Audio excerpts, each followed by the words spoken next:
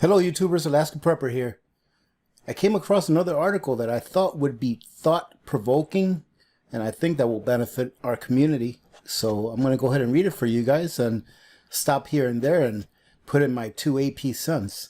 Before I begin, ladies and gentlemen, let me go ahead and cover a quick story with you guys, one that's kind of funny, and something about these articles that I read. Ladies and gentlemen, when I read these articles, I'm not being biased either way. These articles are mostly op-ed articles and things that people talk about that they really don't get fed this kind of information in the mainstream media. All right, so when I read the article, if I have an opinion, I usually stop and I tell you and I stop reading what my opinion is. All right, so that's what happens when I read these articles. I didn't write the article. I'm just reading it in hopes that it will benefit someone. In addition to that, ladies and gentlemen, I want to tell you a quick, funny story. In a way, it's funny. In a way, it's not. The ads that play throughout my videos, I have no control on what ads are played. I have no idea what ads are played.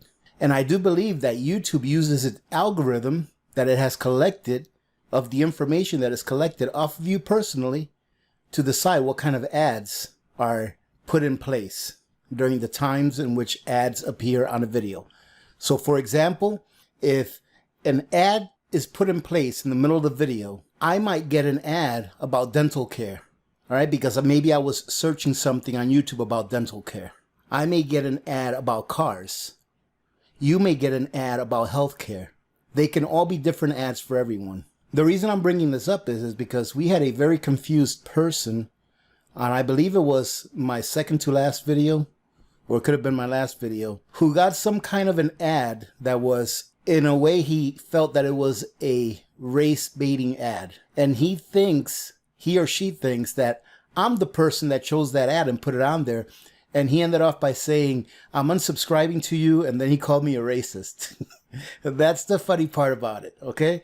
So ladies and gentlemen, whatever ads you get, I have nothing to do with what kind of ad you get anywhere in my videos. All right, those are automatically picked by YouTube. All right, and we beat that horse to death. So let's go ahead and get started. So I think that these types of articles, ladies and gentlemen, and forgive me for not leaving the link to the last article that I read for you guys. Some people were asking for it. I'll make sure that I leave the link to this article all the way in the bottom of the description of the video. Okay, so if you go all the way to the bottom, I'll have this article's link there for you guys to click on it if you want to read it for yourself. Here we go. It says 9 things to buy every time you go to the store. And ladies and gentlemen, let me tell you that tomorrow, Thursday, all right, so Thursday on the 2nd of July, I'm going to do a live stream at 3 p.m. Alaska time so that we can talk about what things we can do to prepare for this coming fall. It says here, lots of folks have mentioned that their grocery stores never fully restocked after the rush on food and supplies back at the beginning of the health crisis lockdown. And within the current news stories about spiking numbers, it may not be long until we are locked down again. Now, ladies and gentlemen, I've been hearing yes and no on whether states are going to lock down again. Some states are putting more restrictions in place instead of letting places open up. So that's why I feel this is important. Right now, the stores are stocked pretty well from what I can see, at least in my area.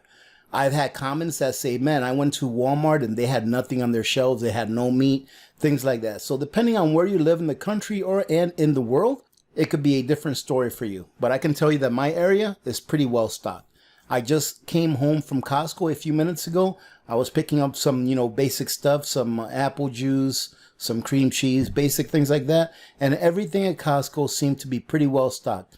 I have noticed, though, that they stopped carrying some certain items that they were carrying before, but the items that they did have are pretty well stocked.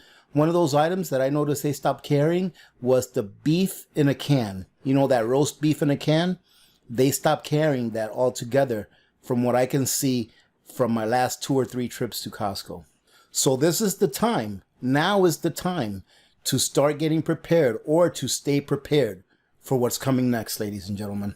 And let me put this in there real quick. For those of you that think that when I read an article about this, that's fear-mongering, you need to look in the mirror. You need to look in the mirror and ask yourself, why am I believing everything that I hear in the news? Open your eyes, look around, get on the internet, do your own research. Ladies and gentlemen, I'm not here to scare you. And in all reality, if I did scare someone who wasn't prepping to become a prepper, I consider that a victory. But I'm not here purposefully trying to scare you. I am here giving you some information that I think will bring some value to the decision-making process in hopes of making sure that you take care of your family, not only now, but in the future. I hope that made sense. I think I jumbled that all up. It's important to note that even if you are unconcerned about the crisis, there are a lot of things that could be out of your control in the event of another governmental series of actions. And some of these things are: workplaces may close back down. A lot of them are still closed. Supply chains may be further damaged. The economy will take another hit. I think the economy is still in the process of taking a hit. So another one on top of what we've got now would be detrimental.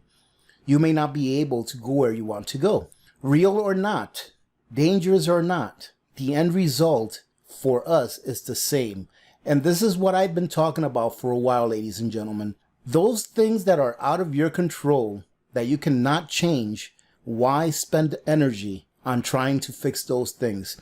Can you fix it whether your state says that these businesses are going to be closed from this date to this date? Is there anything you can do about that? That's up to the business owners, whether they want to take on the liability of taking on the state government or their local government on whether they stay open or closed. So what can you do to change that? There's not much you can do. You can protest if you like.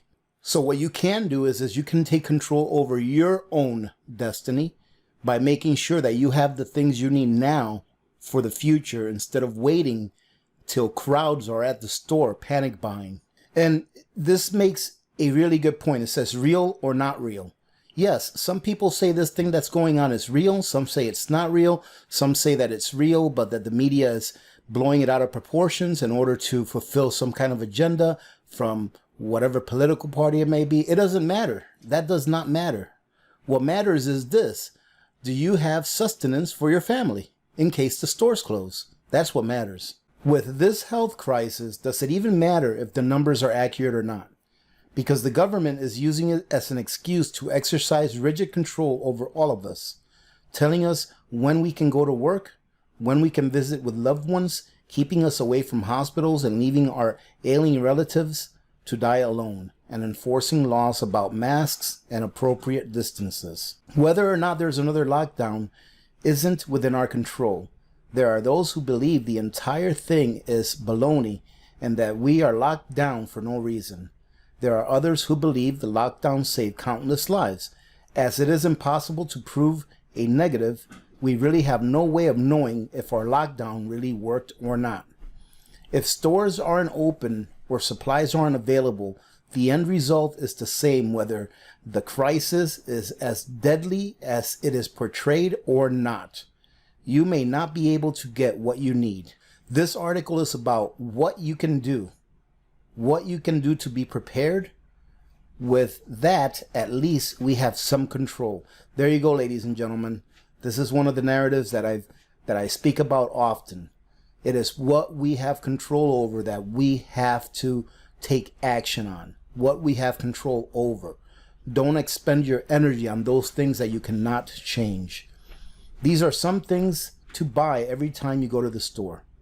We can reasonably predict that some of the things which were out of stock during the last run on the store will be low again.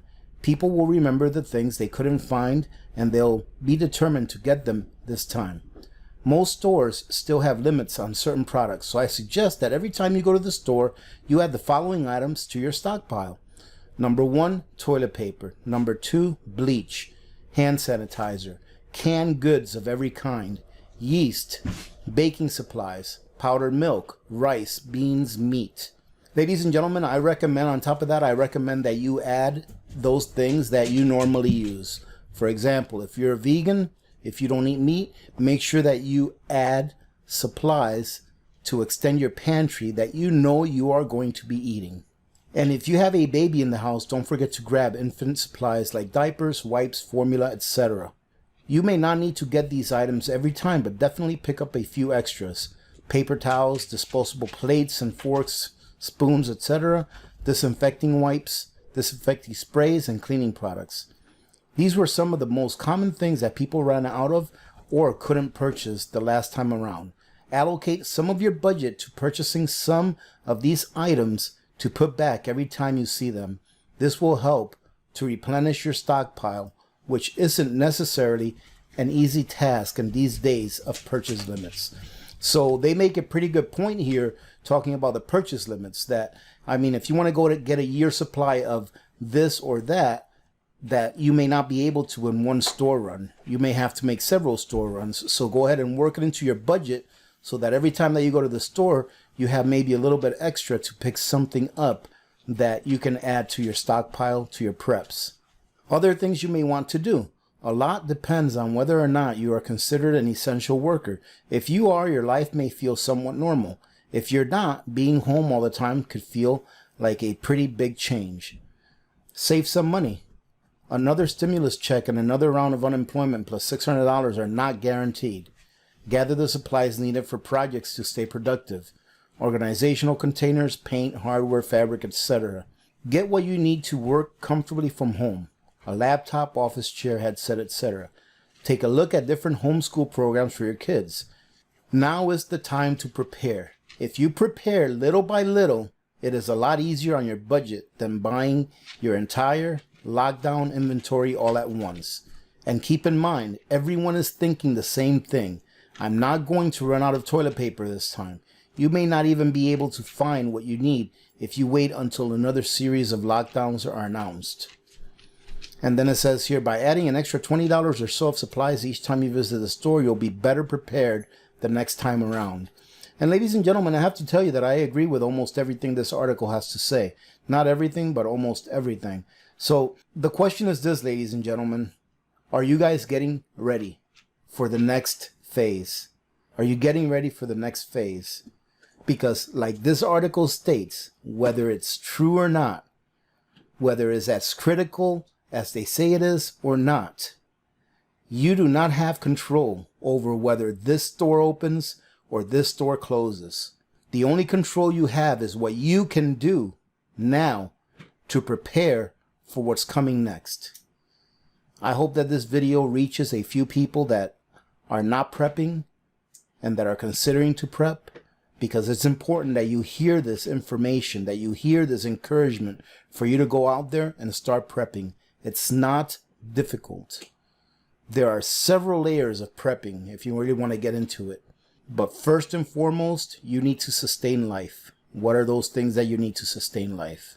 Food, water, shelter, medicine, fuel. And I'm sure you can add a whole bunch to that list, ladies and gentlemen. All right, so having said that, ladies and gentlemen, again, remember, tomorrow, on Thursday, the 2nd of July, 3 p.m. Alaska Standard Time, I will be doing a live stream, and we can talk about what we're doing to prepare for this upcoming fall.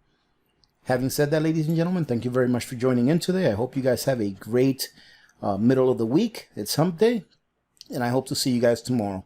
Remember to be good to each other. When good people do good things happen. Remember to reach one, teach one, and repeat. If we all did this, the world would be a better place, and you know that it will be a better place. Many blessings to all of you and your families. This is Alaska Prepper. I am out.